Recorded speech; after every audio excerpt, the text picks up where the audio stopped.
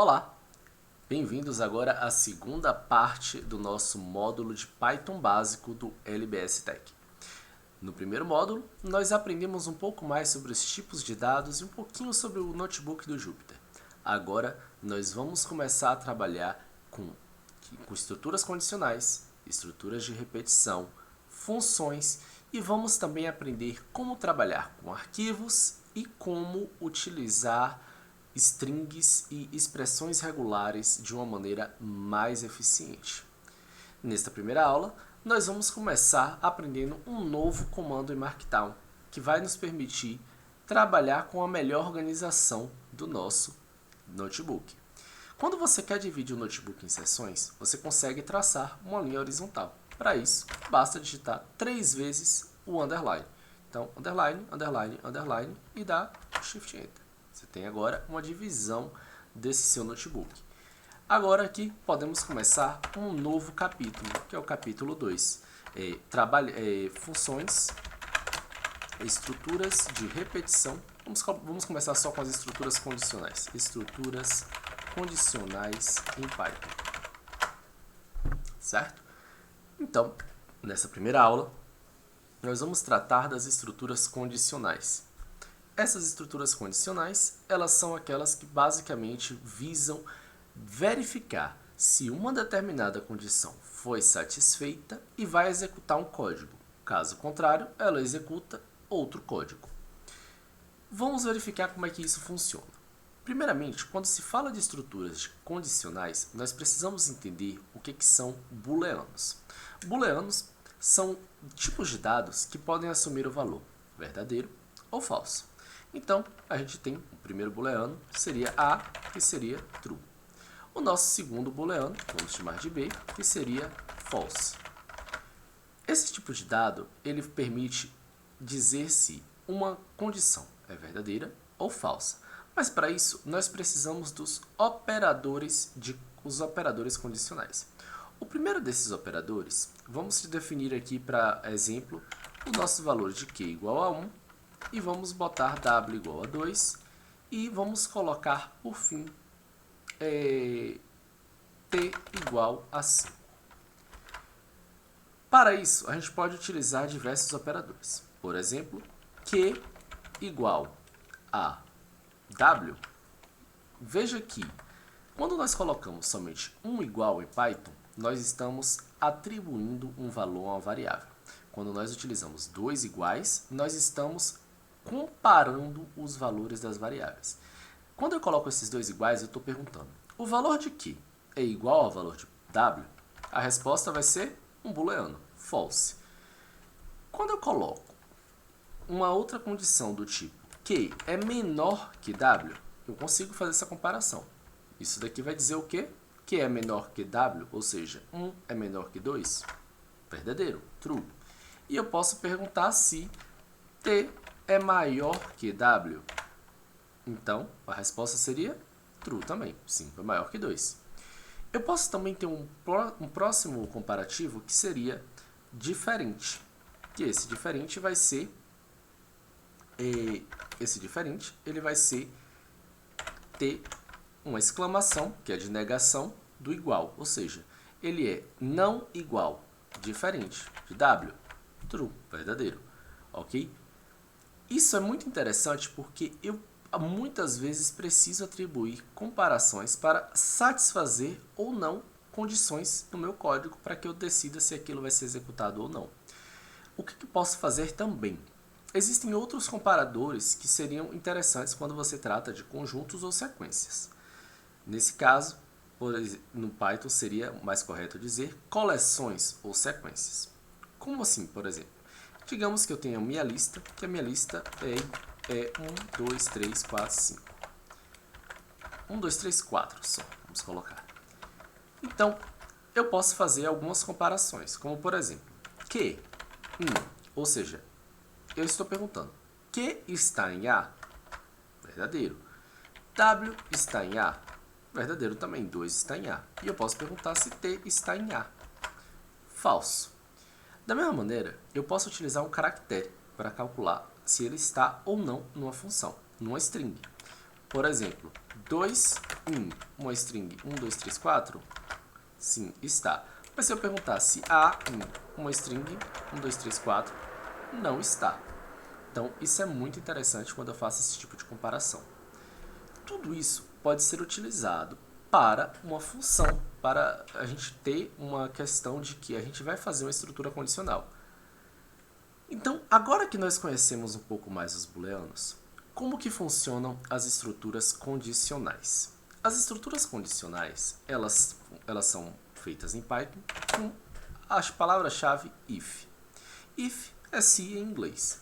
Então, se eu coloco if, vamos chamar a nossa função de...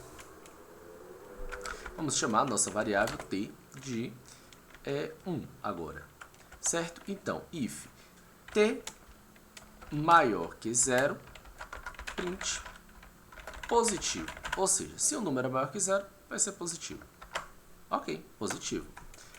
Então, mas e se t for menos 1? Nada ocorre, nada executado. Por quê? Porque na minha estrutura condicional, você vê aqui que agora o que está indentado, ou seja, esse espaço aqui é chamado de indentação em Python. Então, se essa condição é satisfeita, o código que está indentado dentro dessa condição, ele é executado, certo? Ah, mas se eu quiser que outra coisa seja executada quando ele não satisfizer essa condição, eu vou utilizar a palavra-chave else, ou seja, se ele for maior que 0, eu vou dizer que ele é positivo, se não, eu vou dizer que ele é negativo. A gente sabe que existe a possibilidade dele ser 0, mas por enquanto vamos aqui trabalhar com isso. Então, como t é menos 1, ele vai ser negativo. Ah, mas existe ainda, como eu falei, a possibilidade dele ser 0. Como é que eu coloco essas três condições? O if, ele me permite que eu faça várias opções. Posso colocar if t maior que 0, vou colocar print positivo. Lembre que sempre que eu coloco uma estrutura de condicional, por exemplo, eu tenho que usar 2 pontos. Então, assim, se essa condição é atendida, 2 pontos, e aí eu vou fazer a indentação. Então, eu vou escrever positivo, certo? Agora, se eu quero ver se ele é igual a 0 também, então eu vou colocar elif, ou seja, seria else if, mas no Python isso é tudo junto, elif. 2 pontos, e aí ele é seguido da condição por espaço. T igual a 0, 2 pontos, eu tenho, então, vamos colocar print 0. Se eu tiver, então, agora a minha próxima condição, por exemplo, um else, ou seja, se o primeiro não é satisfeito, vou tentar o segundo. Se o segundo não é satisfeito, vou fazer no terceiro. Nesse caso, o terceiro se nenhum dos dois de trás for satisfeito, vai executar isso daqui. Então, vou colocar negativo, certo? Agora, vamos pensar aqui, por exemplo, você está vendo que o t é menos 1. Então, agora, se eu colocasse aqui antes o t igual a 0, eu ia dizer o seguinte, 0 é negativo, o que é mentira. Agora, se eu colocar o t igual a 0 aqui, eu vou colocar 0. Então, agora eu estou com tudo correto. Esse é o básico da estrutura de repetição, mas a gente pode ter também uma estrutura de repetição em uma só linha, que seria o seguinte, eu vou colocar positivo, if, isso tudo em uma só linha, e aí fica muito mais simples de você escrever. Entretanto, isso afeta um pouco a legibilidade do código. Positivo, if t maior que 0, else, negativo. Ou seja, eu vou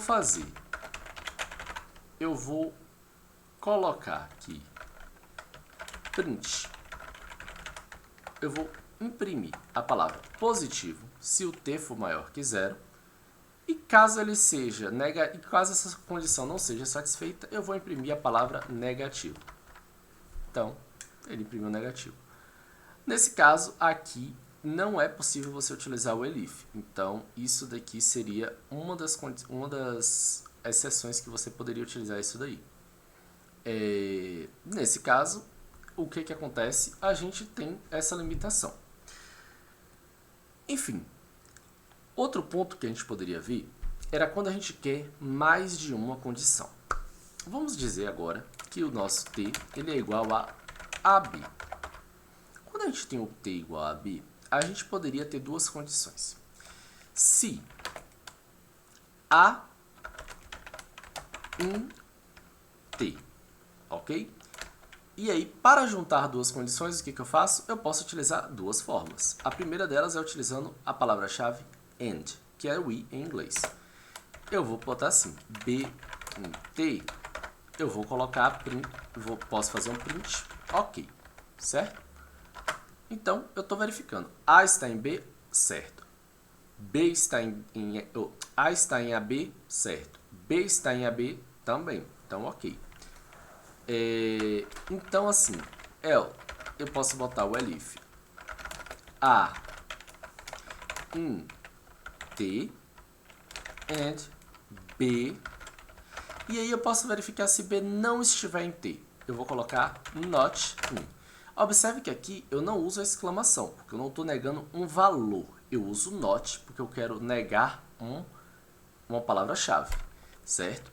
Então, T. Então, se A estiver em T e B não estiver em T, eu vou botar só A, ok? E se eu posso colocar também ao contrário, se B em T and A not em T, eu vou colocar só B. E caso nenhum dos dois esteja em B, eu vou colocar print nenhum. Ok? Então, vamos lá. Aqui foi ok. Mas se eu colocar, por exemplo, ele vai botar só B. Se eu colocar A, ele vai botar só A. E se eu colocar só um C aqui, nenhum. Tudo certo? Então, essa é uma estrutura muito legal. Por questão de legibilidade, é sempre interessante que você utilize parênteses para poder separar as partes que você está comparando. Dessa forma, o seu código fica muito mais legível. Então, a gente pode colocar aqui, ó, parênteses em tudo. E assim nós temos o código mais legível, mais organizado e sem chance de erro, porque às vezes você define um pouco mal a sua condição e nesse caso vai ser sem chance de erro. Lembrando que a gente tendo esse tipo de repetição, esse tipo de comparação do AND, a gente está comparando aqueles valores booleanos.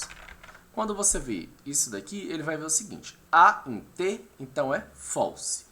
Aí ele vai colocar B em T, então também false. Então, é a mesma coisa que a gente está comparando, false and false. Então, a resposta é false. Então, não passou naquela condição. Se eu colocar A em T e tiver um A no T, ele vai botar true.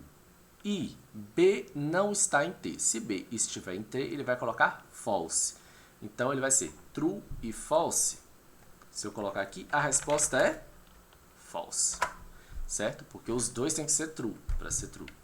E se eu tiver, então, no caso, true e true, ele vai ser true. Certo? Ou false e false, ele vai ser false também. Certo? Agora, observe que além do I, do AND, eu tenho também o OR. Isso significa que basta uma das condições serem satisfeitas para que eu tenha um resultado que passe naquela condição. Então, por exemplo, eu posso testar AC. Ele iria aqui, nesse caso, só para o só A. Mas olhe bem, se eu trocar esses daqui para... Se eu trocar essa condição aqui para print só um dos dois, como que eu colocaria? Para verificar se só um dos dois está ali.